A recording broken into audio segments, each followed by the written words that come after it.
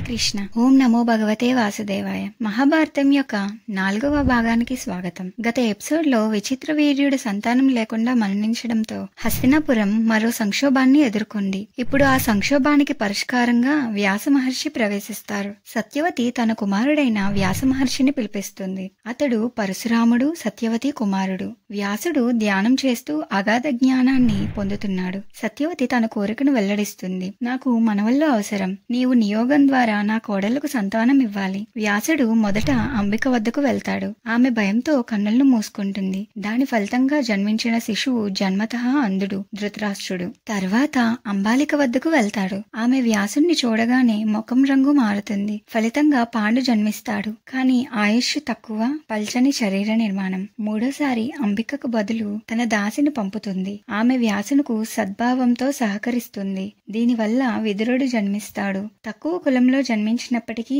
ధర్మబోధనలో గొప్పవాడు.